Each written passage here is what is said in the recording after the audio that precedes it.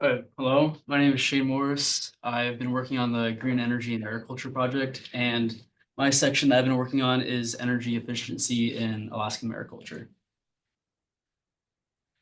So here's a little presentation overview. First, I'll be talking, just give an introduction to mariculture and sustainability. Then I'll go to green energy and talk about the Green Energy and Mariculture project. Then I'll go to my methodology that I had for my research with my results and discussions about that. And I'll finish it off with a conclusion. Okay, so here's a little introduction to mariculture. So mariculture is essentially just marine farming. The Green Energy and Mariculture project has a focus on kelp and shellfish. And Alaska has ideal conditions for mariculture with cold, rich nutrient waters. And kelp is really, kelp specifically is really sustainable as it doesn't really need fertilizer or fresh water to grow it. The first kelp farm began in 2017 for commercial fishing in Alaska or commercial mariculture, but the industry has been growing since. The benefits include carbon capture and habitat support, specifically from kelp. And while kelp mariculture is seen to be very sustainable, it can be even greener with clean energy upgrades. And this photo that I included here with the map, you can kind of see some of the mariculture sites around Alaska. So with the Green Energy Mariculture project, it's funded, or it has like a larger compass of a project with the Alaska Mariculture Cluster.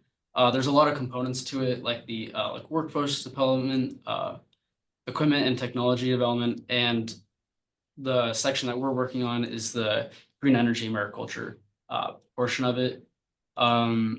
So what I'm going to be tasked, where I was tasked to do this summer, is to evaluate fuel consumption patterns of the harvest vessels, as well as collecting energy usage data from mariculture harvesting and processing vessels, and develop a best practice guideline. And I will be focusing on kelp for the summer. So really there's two parts of the energy consumption that comes from kelp processing.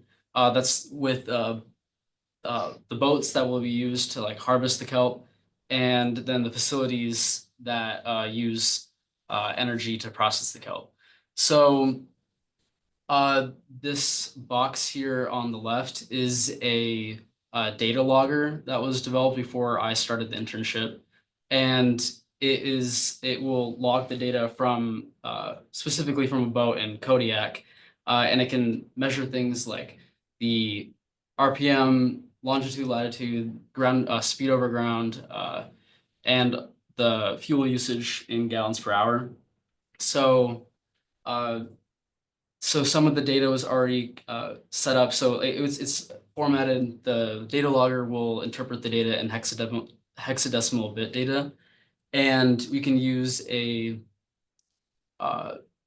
I guess like a software package called Kenbo that will use C programming to take that data, the raw data, and then turn it into readable data that we can use to visualize and analyze the energy use. So I wanted to take a specific look at the gallons per hour, the fuel usage as a function of date time. So this is one day right here on the right.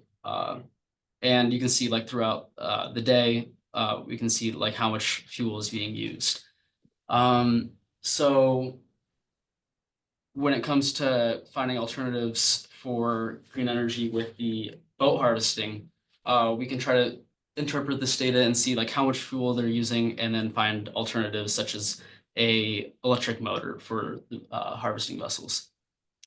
So we can just take this by just integrating this when it already is in gallons per hour over time. We could just integrate this, take the area, and we can find that with this specific day, or we can find out with this specific day that there's about 6.93 gallons fuel used for that day trip. Notably, there is these like gaps in the data, but that's from the harvesting vessel during that day being turned off, presumably to harvest the kelp.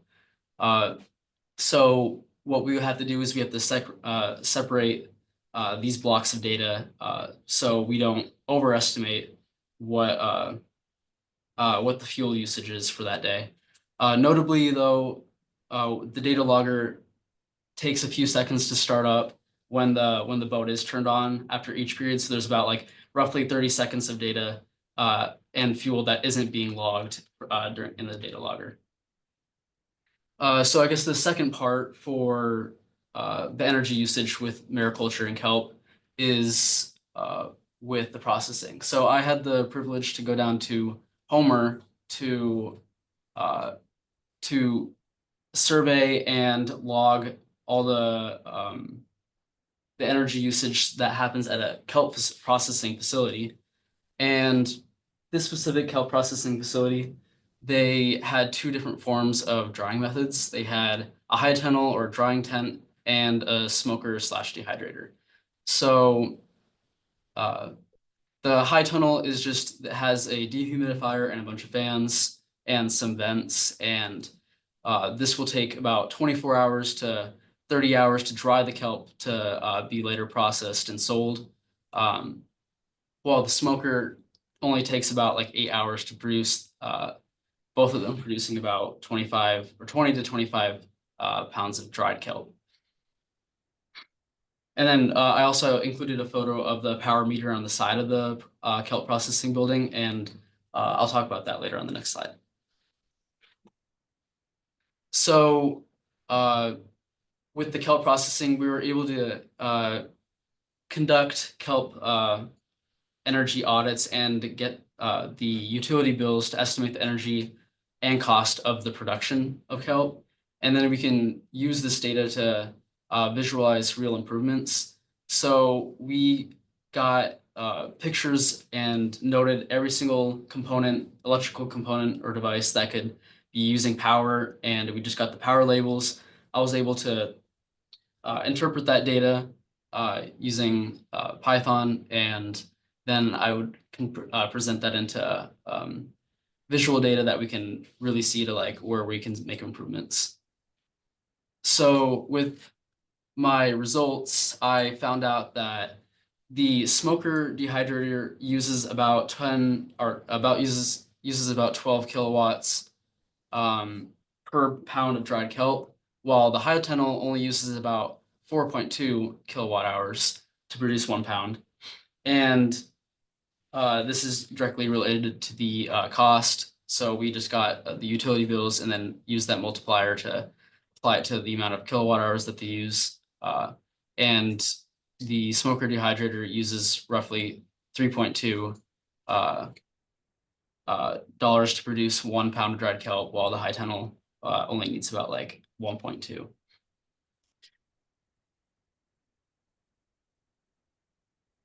So with my conclusion, we can conclude that about 6.93 gallons are needed for harvesting, roughly for one day, with about 10 or 12 kilowatt hours needed to produce 1 pound of dried kelp for the dehydrator, while only 3.2 kilowatt hours are needed to produce for the high tunnel. While kelp is very sustainable, the energy use can offset benefits, and it is not often included in the analysis for how sustainable kelp is. So pretty much it is sustainable, but it could be more sustainable. So diesel fuel and inefficient processing systems are key emission sources to target, and audits can help reveal where the improvements are needed most.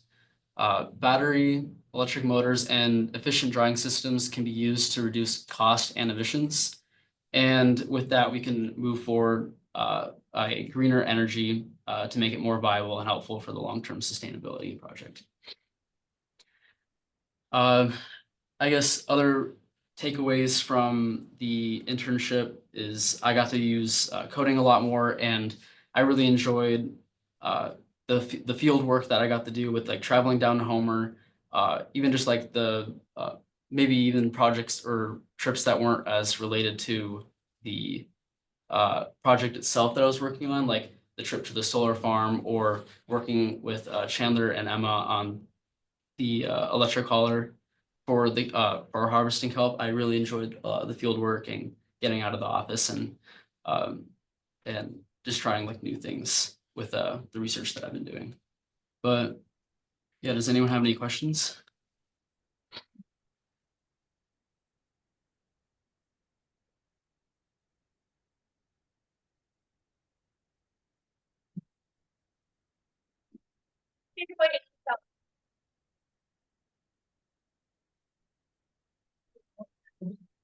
Just kidding.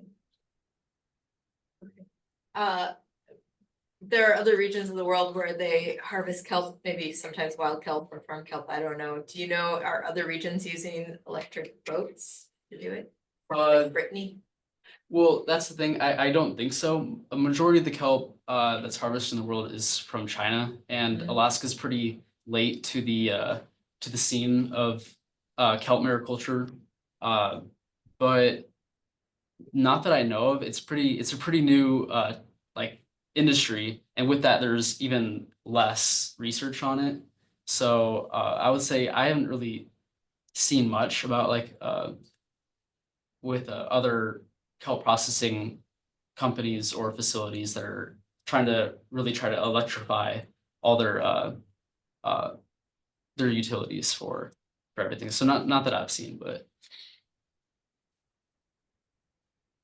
What's your favorite way to eat kelp?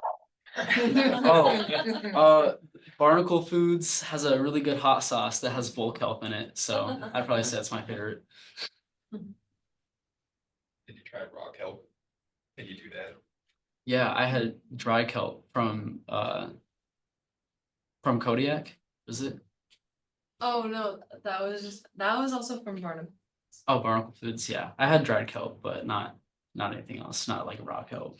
Have you tried their kelp chili crisp? I have not, no. Oh, that's Oh, I have that. It's really good on ice cream. Really? You can do that. Any other questions here in Fairbanks?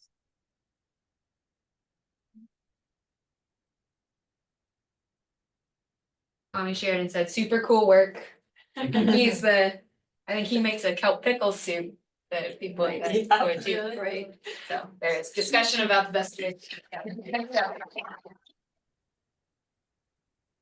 Thanks for the kelp pickle soup props. Yeah.